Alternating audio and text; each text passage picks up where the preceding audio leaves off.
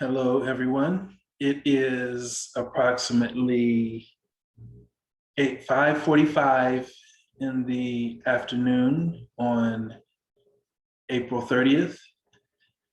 And with this video, I wanted to discuss racial issues and just kind of bring up a few thoughts that I have regarding racial issues, that being white supremacy, racism, institutional racism, or just even some of the fears and phobias that people may have regarding the issue of race, especially as it's affecting us in America during this time. And there are a lot of people who, over this past year, have experienced a lot of emotion, a lot of thought-provoking thoughts, questions, things that have kind of popped up into their life. And so we want to be a help, and we want to be an advocate for those people, with those people, as it relates to race. In addition to this discussion, I just want to footnote that there is a very wonderful book that I've written called White Fragility and the Subconscious Mind. That book is available on lulu.com, lulu.com, and also available on amazon.com. Sometimes you'll also find it available on other platforms like Barnes and Noble or Walmart. So just check around and see where that can be found for you. It is kind of a sister book in a way to the book by Dr. Robin DiAngelo, who coined the phrase white fragility and wrote a book about it. But with myself and kind of coming up with that title and writing that book, it was my experience over the years of dealing with racial issues, with friends that I have who are white, who hear from me often, and also, from experiences that we might have, say, for example, on Facebook with people who, leave comments and things. It's a platform where I believe many times discussions can be had. So instead of just confronting it 10,000 times on 10,000 Facebook posts or what have you, I just decided to bring it all into a concise platform. The book, which is again called White Fragility and the Subconscious Mind. So if you guys have an inclination, by all means, pick one of them up and share it. So in creating this video today, I've really kind of been inspired to do it just because I have watched different programs or, again, seen different things on TV, whether it be CNN or, or just even, the trial that we recently had for George Floyd, his murder, and the trial for Derek Chauvin, who was found guilty on all 3 counts, which was adequate and appropriate. And as many people will say, that was just kind of the form of accountability. It's not exactly justice in the sense that George Floyd will never be walking around on this earth again. But for, historically speaking, for a lot of cases, and even cases that have happened since the trial, we still find ourselves in Black America under the heel of police brutality, and even extending from there into systemic racism issues as it relates to how one thrives in this country. So I kind of want to jump into my own philosophy, as it were, and I want to take you on a little bit of a journey. For me personally, whenever I am talking about the issue of race, one of the things that I absolutely like to start with is our human aspect. There are some things that I may say that may sound a little shocking, so I just want you to be aware that it is not with an ill intent that I say these things, but I want it to be something that is thought-provoking and profound, something that you can mull over in your brain to just kind of consider, engage for yourself how you might feel or what thoughts might come up into your mind, from your soul, from your body, and how that information informs your brain and how you may view and perceive the world around you. So again, starting with this very first point of being human, I want you to kind of close your eyes in a way and imagine that every single person walking around on planet Earth, all of us came from a womb, correct? So if the first question is, am I a human? Sounds like a stupid question, but when you ask yourself that question, we usually regard anyone that is not outside, that is not born from a womb or comes from an outside place, you're considered an alien. So we consider human beings to be anyone that comes to planet Earth through the womb of their mother, through a female womb. With your eyes closed, I want you to consider that everyone on this planet, everyone walking around you, everyone in your household and your family members are from the species that we call human. The reason I'm delineating that so much is because from that point, we start to add certain attributes and characteristics and things to ourselves, which is completely fine and wonderful. But from the human aspect, you immediately begin to think, as your eyes are closed, you begin to imagine, yes, I am a human being. I have two eyes. I have a nose. I have a mouth. I have ears. I have arms. I have legs. I have heart. And that heart is beating and it is supplying you and your body with the things that you need. There's nothing that you have to do to make your heart beat. When you were born, that was something that automatically began to take place for you. It wasn't something that you had to pay for. It wasn't something that you had to learn about in terms of, a function like pumping a water pump, or turning a faucet, or, cooking a meal wasn't something that you had to learn about. It's something that just is. So moving on from that point, then you start to add to your humanness, the layer that represents your background. And none of us have the exact same background.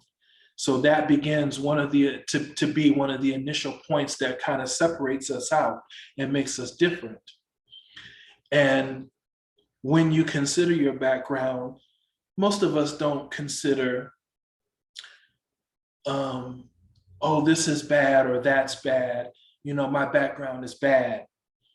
Because as a child, a helpless child, you really don't have much say in what your background is, who your parents are, the place that you were born and raised. You don't have a choice in those things. That's something that you were again born into. But as a result of being born into that particular place or that particular family, there are absolutely at that point certain things that you begin to learn, whether consciously or unconsciously. So I want you to, again, keep that within the framework of being human.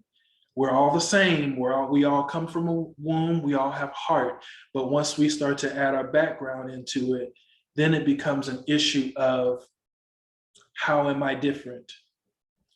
It is at that point that I want you to consider the differences of every other person on the planet. I don't mean that in a checklist kind of way. I just mean to kind of think about it. Your sister may be different from you, even though you're born from the same womb. And I very much have that experience. And I'll touch upon some of the internal differences here in a moment. But when you're born into a family, even your siblings next to you, if you have them, can be very different from you. Someone can be born with blonde hair and another person can be born with brunette hair. Someone may be born with blue eyes and another person may be born with brown eyes. But because you come from the family structure of, being born from your mother's womb, you immediately have a natural affinity or a natural camaraderie. There's a common thread that you have with that individual just because you're born from the same womb.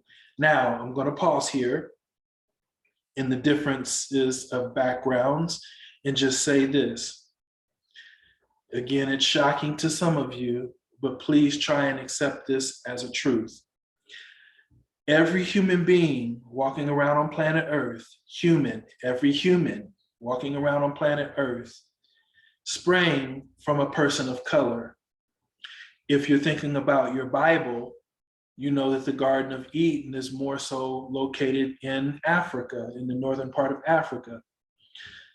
And so from that Adam and Eve experiences and the different genealogies that are listed in the Bible and all the people that were born from Adam and Eve, if you believe that they are the first people on earth, there starts to become the differences because there is a migration.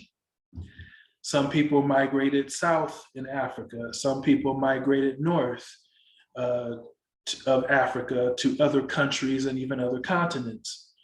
And so, as it relates to America, we know all too well the story of the indigenous people, Indians, who were already present on this continent of America, United States.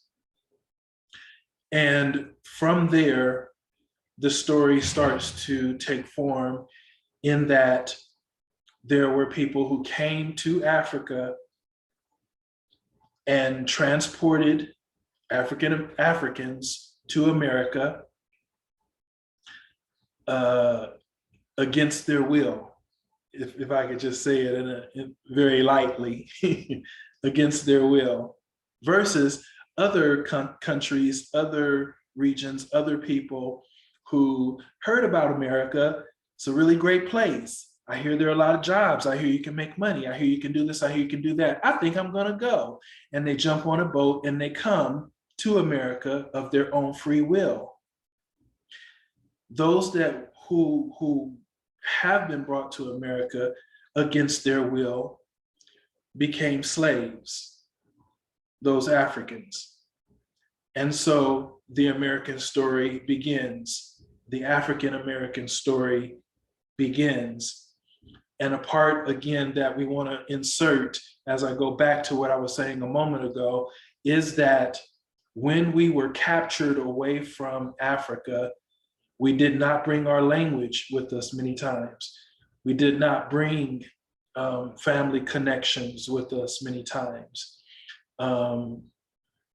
We suffered, illnesses and sick and disease and, things from the long ride.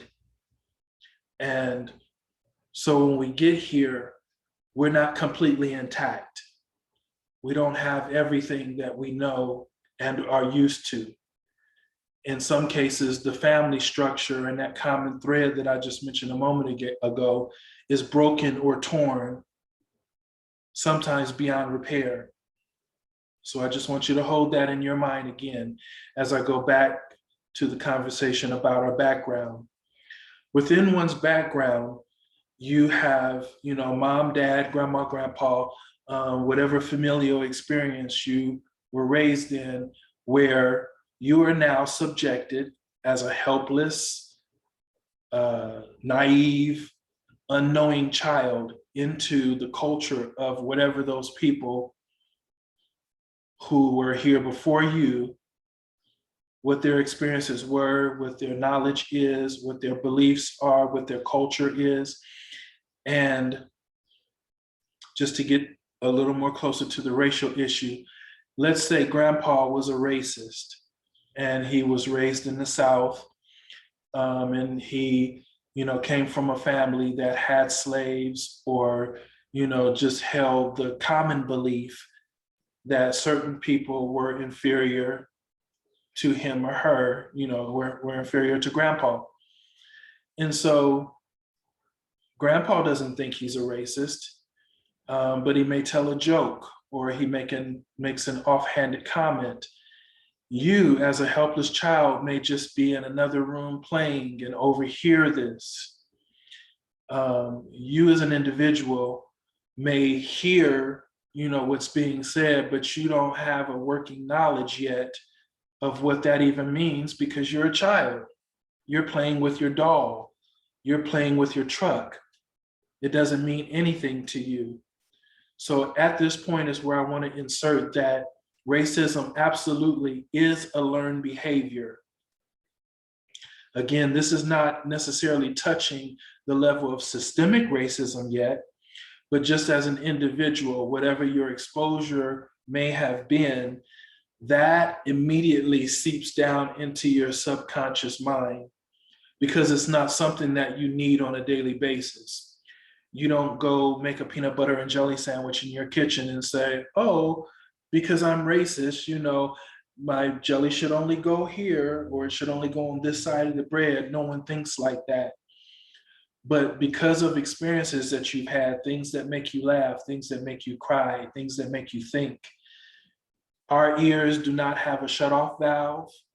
And the only way our eyes work is to open and close them.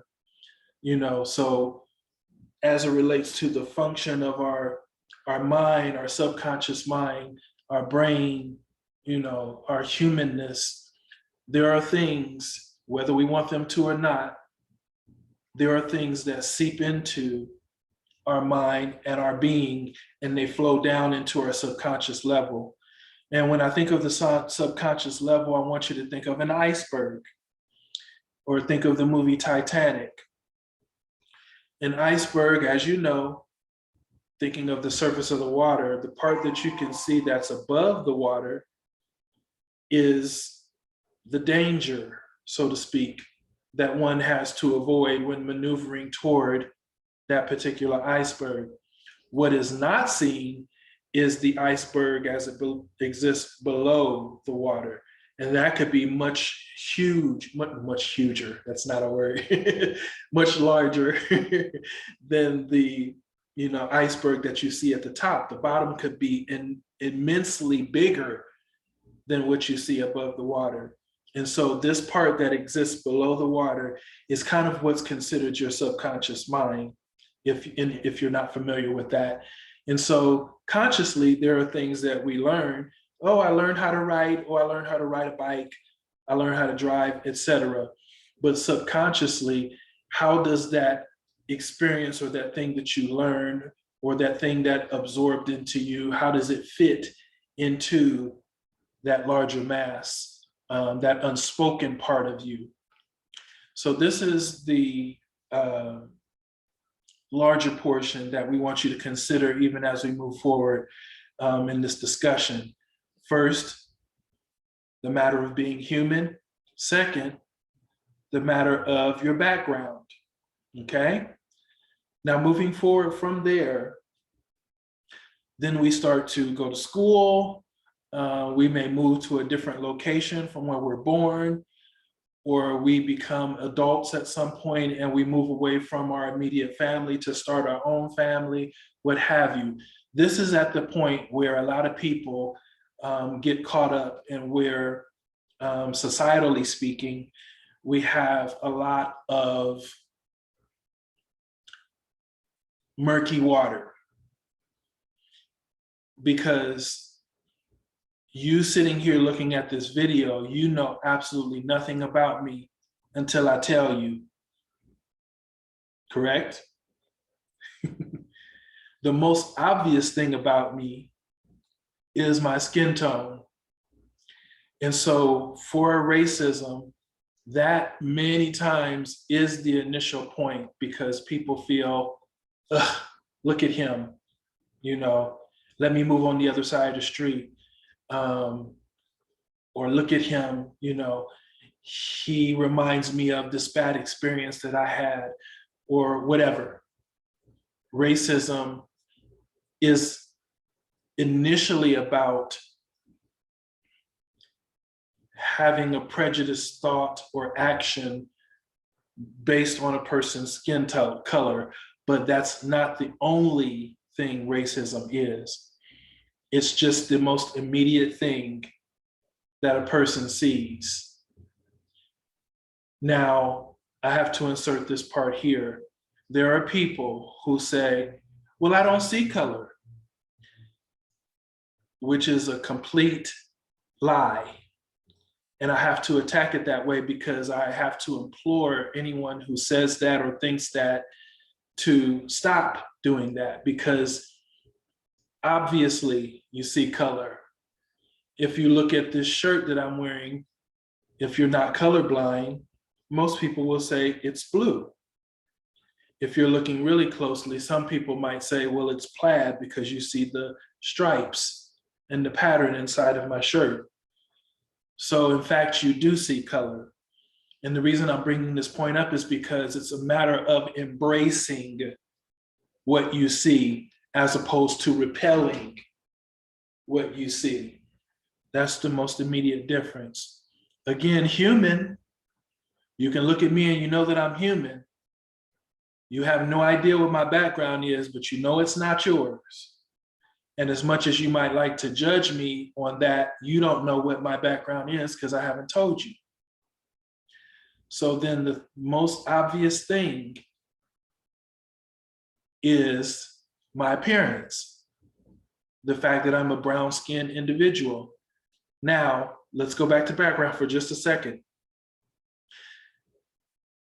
I am the oldest in my family. I have a younger brother. I had a younger brother. And I have had a younger sister. My sister is my half sister.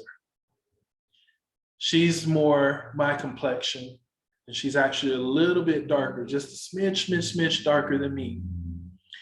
But my brother is a complete different color from me. My brother is the color of my hand, born from the same mother, born from the same father. His complexion is much lighter than mine. Okay? Just to give you give you that difference. This is me. This is my brother. So born from the same mother. So again, that background and your family makeup and all of that absolutely plays a part. So if you don't have that experience like I do, where your brother or sister is much darker than you or much lighter than you, then to you, it's all the same. This is me, this is my, this is me, this is my brother. What's the big deal? So, even just on a visual level, there may not be in your world any kind of physical difference. Everyone around you is white, or everyone around you is Latino, or everyone around you is Asian, or what have you. But remember, human first. Second comes our background. And then third is the thing that we're starting to talk about now. And so you add culture and education and things like that into your experience. If you're Asian, your Asian culture influences how you perceive things or how you do things. And as we, again, start to grow, become adults, become educated, take on jobs, etc., you may be a college educated person.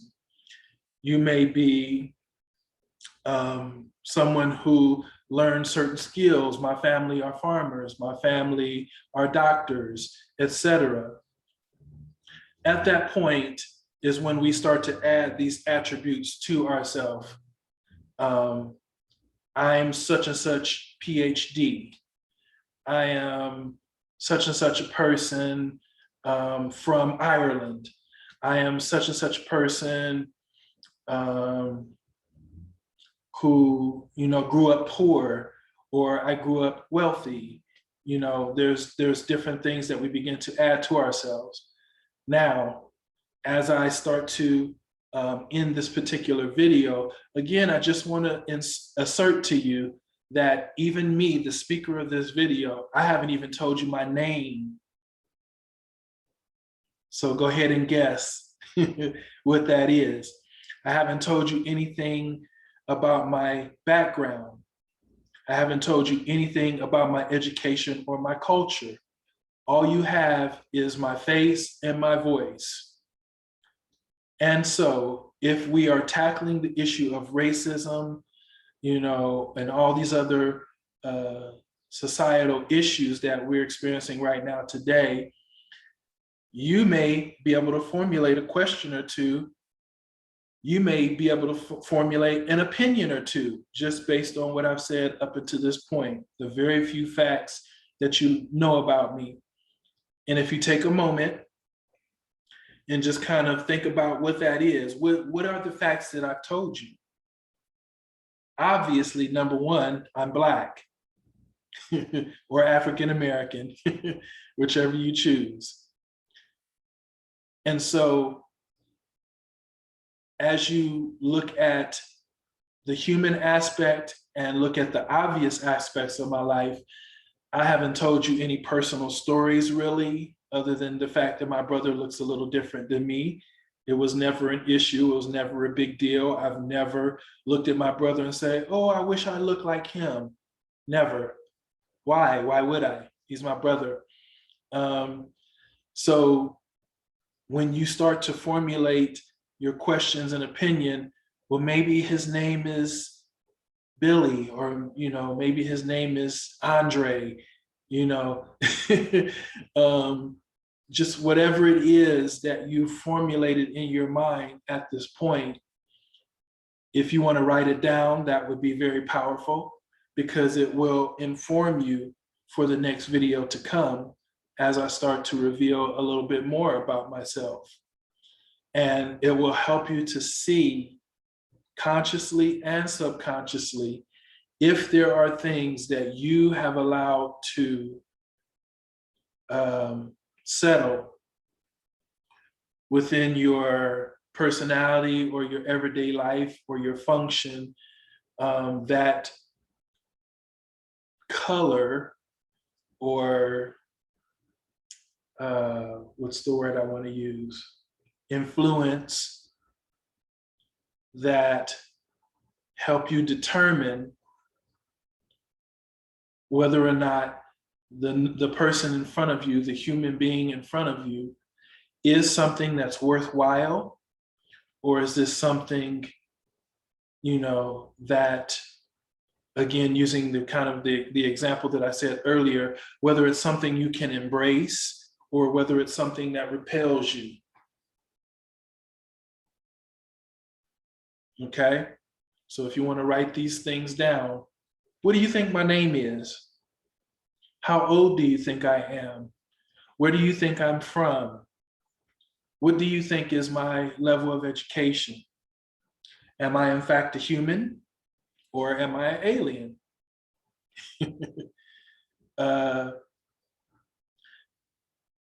What does my appearance make you feel or make you think? Now you've heard me speak, so that will certainly challenge, you know, some of your experiences. Well, other Black people I know may do this, or other Black people I know may do that. They may say this, they may say that. This has been my experience as it relates to Black people. And on a surface level, a lot of that is not wrong. But in society today, as it relates to these racial issues, it is vitally important that you know and understand that Black people do not have a problem with being Black. As I said before, everyone walking on this planet sprang from a person of color.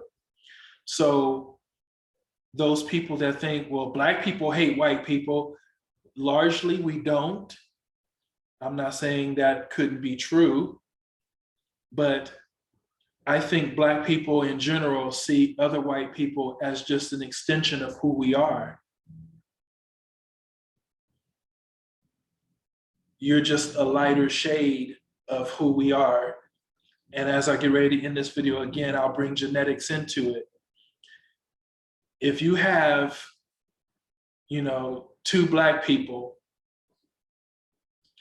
you could get a child that's as light as my hand, as light as my brother in my description, or even albino. There are a lot of Black people walking around you right now today who could pass for white, but they're Black. They came from two Black parents or what have you. On the flip side, if you take two white people and you have a child, two white people can never, ever, ever, ever produce a Black child, especially one that looks like me. And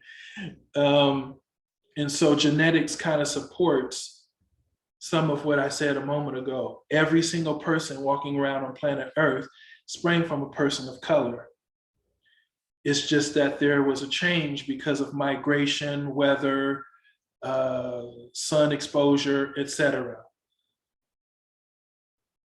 Black people have a little bit more melanin, where white people have a little less melanin. So as it relates to the idea of humanness moving forward from that point, you have to consider that everyone is not going to be the same as you. It's just absolutely impossible. The only thing that you have in common with another person is your humanity. I am not saying that to disqualify culture at all whatsoever, in no way, shape, or form, because culture is extremely, extremely, extremely, extremely, extremely important to who the individual is.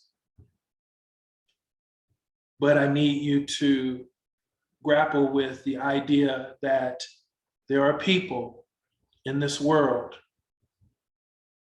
who have an experience, who have life, they have existence, and it does not fit within the framework of what you may consider to be life, existence, happiness, sadness, culture, work. None of it may not ever fit into your experience, but it doesn't mean you shouldn't embrace it. If you are repelled, that begins to be the issue.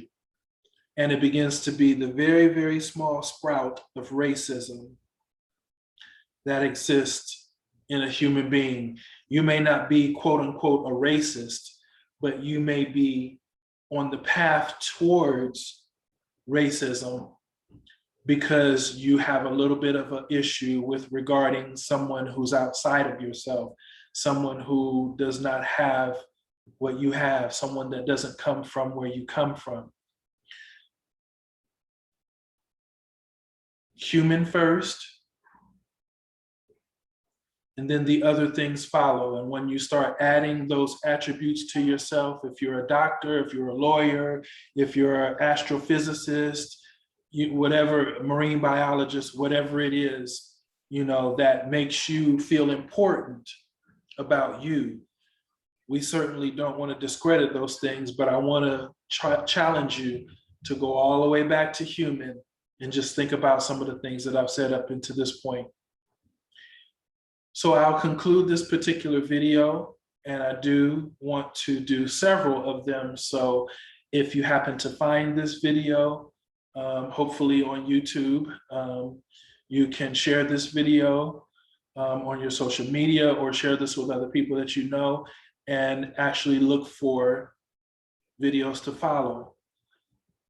If it has been helpful to you, or if there's any questions or comments that you may have, absolutely feel free to reach out and let me know what you're thinking and feeling. If there's any questions I can answer. You should be able to do that in the comment section below the video if you find this on YouTube. Or if you like, I'll give you my email address and I'll spell it for you so that you can contact me directly.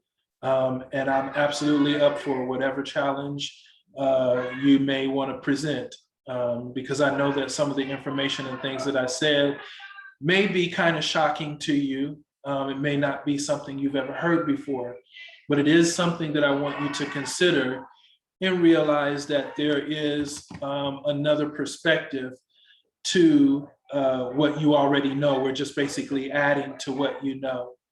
And again, as a final note, the name of my book is White Fragility and the Subconscious Mind, which you can find available on Amazon.com.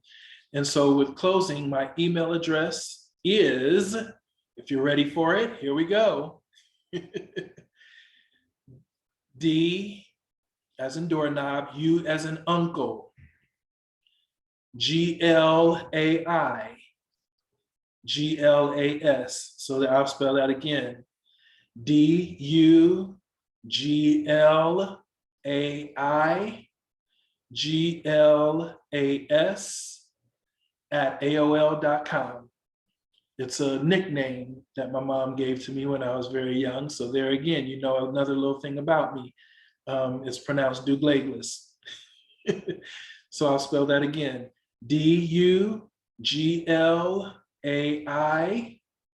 GLAS at AOL.com. And I would absolutely love to hear from you and hear your comments, your questions as we prepare for the next video. If there's something that I can say or do to help bring some of this to light for you. If you have a question about the book, whatever it is, feel free to share. And I will look forward to speaking with you all the next time. Thank you for watching this video. I really appreciate you all. Hope you're having a great day. Talk to you soon.